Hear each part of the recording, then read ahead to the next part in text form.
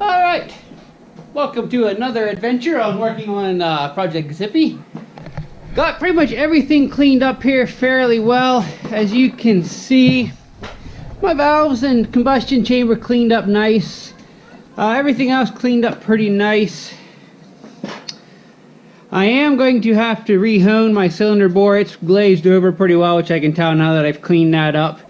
But that's not a big deal. Like I said, everything else cleaned up pretty nice. I did go ahead and order new piston rings. Here you can see my piston cleaned up real nice. I just got new rings coming, which are not here yet. So while we wait for those to get here, I'm going to go ahead and start moving my rear suspension over to the new frame. I like to clean this up as we go. But as you can see, well, you can't see very well. It's got a big glare. Actually, it was, we were just getting white out. That seems to have stopped.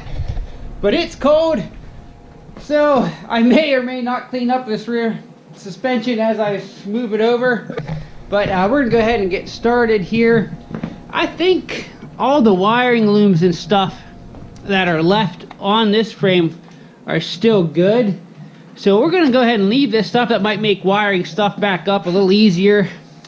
As you can see here, we still got all this. I probably will switch over because this end here has been cut, but the one I have for that in this mess of parts here somewhere will still be in good shape. So we'll find out later. But yeah, we'll get that suspension moved over. Should be a pretty straightforward process. Unbolt the swing arm there, unbolt our shock. Hopefully our bolts won't be too bad to where they don't want to come off. So that's the plan for today. Like I said, I don't know if I'll leave this rear swing arm in place or switch over. Probably whichever one has better bushings and in better shape I'll use. This one seems to be in pretty good shape though, so I may just go ahead and pull my axle, my suspension, slide this over. I will need my skid plate off of that one though, because this one's missing. But shouldn't be nothing too complicated today, as long as our bolts all come off nice and easy as they should. So I think it's high time to get to work.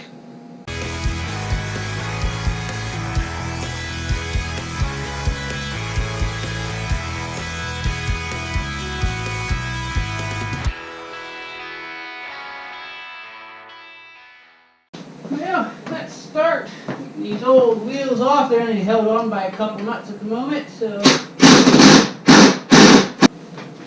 set them aside for the time being.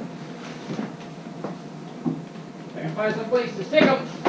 Short of space. Oh, I'm slopping chemicals all over the place. Next year, I will have myself a garage built. Actual real life garage. But don't worry, we'll still employ the same hillbilly garage ingenuity in a new fancy bigger garage as we will in the actual hillbilly garage. Let's see here.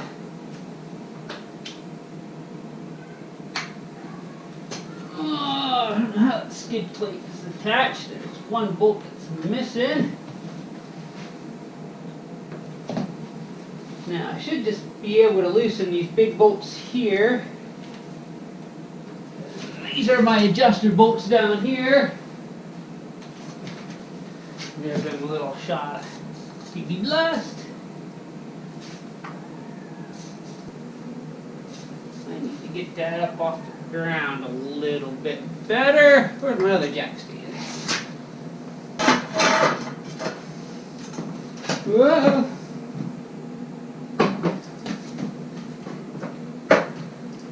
Bit of a balancing act, I guess. No, just don't fall on my head. We'll be alright. I do have a new sprocket rear. I do have a new front and rear sprocket coming.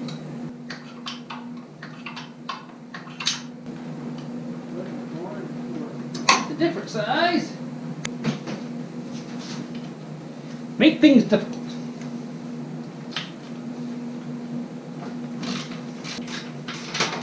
So back here, I mean, this frame is definitely better. This paint is all off of the back section here. It's all rusted, where it's still in good shape on the new frame. So I'm not going to mess with cleaning this frame up like I said I was probably going to do to see which one's better. This one, the new one, is obviously in better shape than this one here I'm at now. So we're going to go ahead and switch everything over. Come out of there. Hammer in there. There it comes. There's that. Wow, this is nice riveting stuff, isn't it? Sitting there watching me undo a bolt.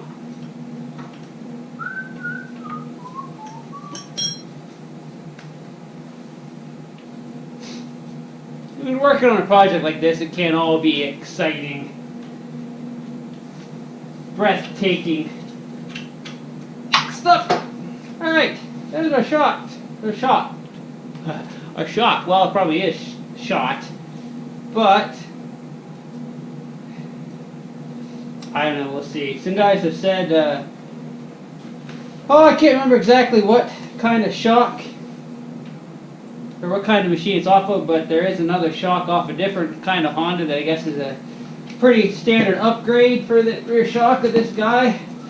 So we'll probably check into that when the time comes. But we're going to do this in stages. I want to get everything switched over to the new frame and get this sucker running. And then we'll do things like probably replace our brakes, replace our shocks as need be. Do all that little regular maintenance type stuff as far as brake pads and that once we get a machine up and running. Now, this guy is pretty much getting free for the most part. What do I have left here? Just these bolts on the bottom, I think. Wrong one. That side. One more nut on the other side. Why do they gotta make the other side a different size? I'm sure it's probably because of the rear brake. Still. Oh, now there's a little vent line here for our rear brake. We're gonna pop that off. This is already loose, so this guy should be ready to come out of there. Oh, if I don't move it off the there. There she be.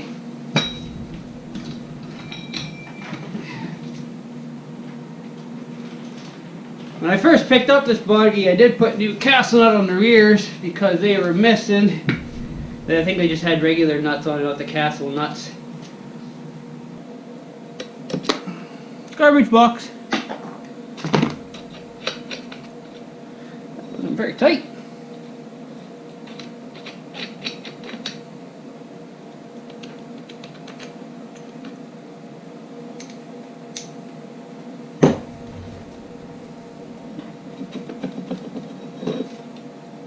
This guy, you can see my rear sprocket is well worn. Look how these holes are stretched. I'm wondering if this isn't even a sprocket that was for something else. Look how these holes are. Looks like they were elongated. Somebody drilled these out so they work with this. So, that's interesting. Alright. Trying to work on that rear end on this bench was a little bit of a pain because it was wanting to move on me and wasn't fastened down. So I went ahead and I threw it on the new frame here. So this old guy there is pretty much stripped of everything we're going to need. I do need to get this one foot peg off of it. And I think other than that, it should be everything we need off of this guy. But I got her on here, just kind of tacked loosely here. Whoa, I'm losing nuts though. I'm going to go ahead and put our adjusters in here to hold it in there solid. I did notice that my plate that my rear sprocket attaches to, she is a little bent up. I don't know if you can see the wobble in that a little bit. It's not bad. I probably am going to have to replace it at one point, but right now the rest of my budget for Zippy for this year is pretty much going to go into getting the plastics for it. So that'll be things we can work on a little bit here and there. Things like replacing the axle. As you can see, this side, it's got some wear. It's not bad. I know when I got it, this hub was loose because it didn't have the correct kind of castle nut. So it probably had enough of a wobble, enough play in it. It wore these a little bit. They're not wore bad, but they're not perfect. And any wear is going to cause it to fail eventually. This side here is real good yet. So again, we're going to run this for now, time being. My goal for this year is to get this up and running, looking good. And then here and there, we'll replace things like the axle. We'll get the new sprocket plate here for this. Bearings, however, in my rear axle seem to be very, very good. There is, of course, I don't have this fastened yet, but there is absolutely zero play in my bearings. It spins nice and free. So that is a good sign there. So I'm going to finish throwing the rear axle in, and got my swing arm skid plate off of the old one here. I'll have to clean this up a bit. I'll probably work on that next. So you can throw that back on there. Got my nut and bolt kit out here. Find some new nuts for my adjustment bolts here on my axle, because these are just kind of a hodgepodge of different sizes. So I'm going to go ahead and replace these. I'm going to throw those on there. And we'll kind of be at a standstill then till we get some more engine parts. Alright guys, so I got this rear axle pretty much back on here. I threw my shock on there to help hold it for time being. We'll dig into the brakes again once we get everything back together and get it running. I do know that the rear brake pads do have some life in them, because if you remember, before we tore this apart, we were able to stop with them.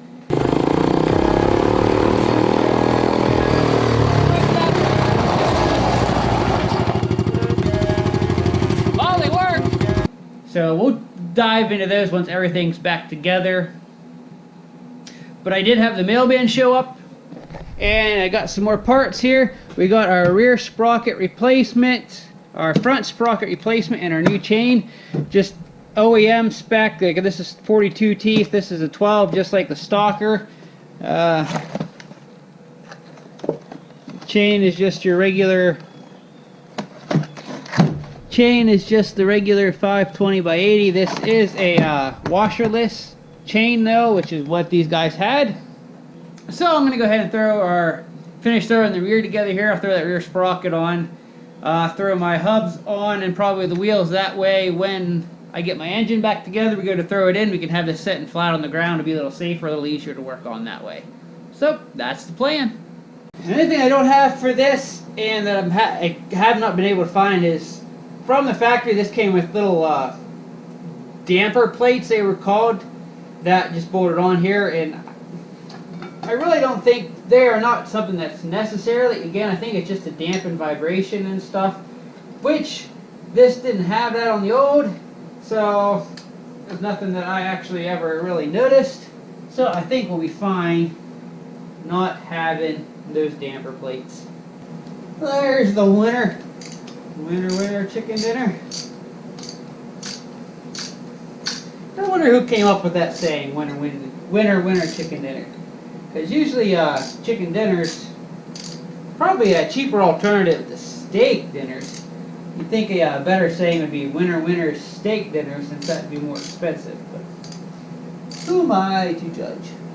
So it wasn't that bad. Oh.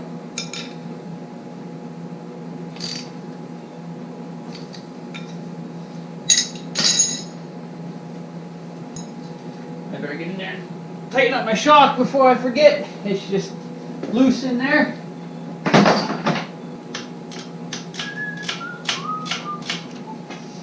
Good solid medium hillbilly grunt. Give you about 20 foot-pounds per medium grunt.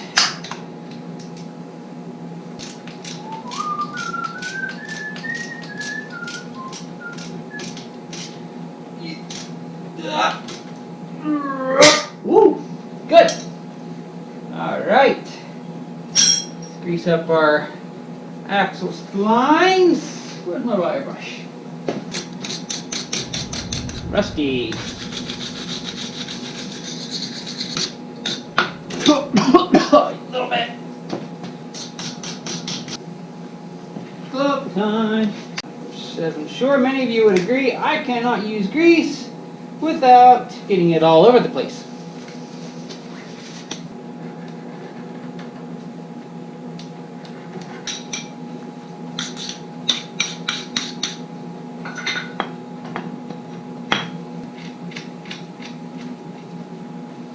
Alright guys, we now have a complete rolling chassis. I threw the wheels on there. I got this bottom skid plate here for our swing arm cleaned up and thrown back on. So now we can at least sit on it, pretend we're driving. Next up, I guess, is get our piston sleeve all honed, because I can't remember if I mentioned this or not earlier, but once I got this cleaned up and got to looking, you can see we're pretty well glazed in there. So we need our cross thatching in there for the oil to hold to, so we get our thin oil wall around there. Right now she's about as smooth as glass. So we'll get that honed, and then when our piston rings get in, we can install our pistons and put our motor back together. Probably clean it up a little more. Once I get this stuff back on, we'll get this mess cleaned up here.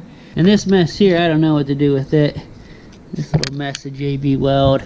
Wonder if they didn't have like a chain break at one point, hit this and smash her all up, but I don't know, we'll clean this up a little better. Take a look, because this is most likely where my oil was seeping out, I'm guessing. But maybe not, because again, that had RTV around it to seal it, so maybe that's what was leaking. I guess once I get it all cleaned up and fill it with oil, I'll be able to keep an eye on it and see where it's leaking.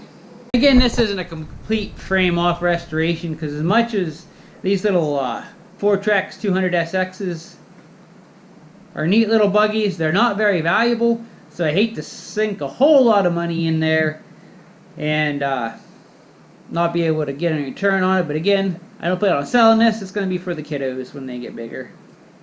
That's what really makes me cringe when I see the prices for new plastics, but again, it is what it is. So thanks for watching today, guys. I know we're kind of at the stage on Zippy where it's not the most riveting of videos, but I'm sure some of you find it interesting, so I thank you for tagging along and watching the video today. Don't forget to give it a thumbs up before you leave. Subscribe if you're new to my channel. We'll be doing probably projects like this more and more as my channel grows. I already have a couple other four-wheelers lined up to get in here and work on from friends of mine, so we'll be getting to those here as we go on. And those are the best kind of projects, because your friends pay for the parts and all I gotta do is work on them, so double win. So on the next video of Zippy, we'll probably be getting to putting the motor back together and put it in, so that'll probably be a little more exciting. And we'll be just one step closer to bringing new life into this old Honda Fortrex 200SX.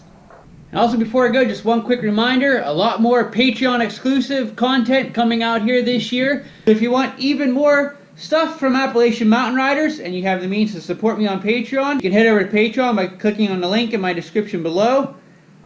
So again, thanks for watching, and until next time, keep on riding. Appalachian Mountain Riders is brought to you in part by the following. The Honda Side-by-Side Club, because who knows the machines better than the owners that use them every day. Walker Evans Racing. When the path requires more than just ordinary, head on over to walkerevansracing.com. Torque Locker from Torque Masters Industries. When you want to explore the unexplored, head on over to torquemasters.com. And by my gracious supporters on Patreon.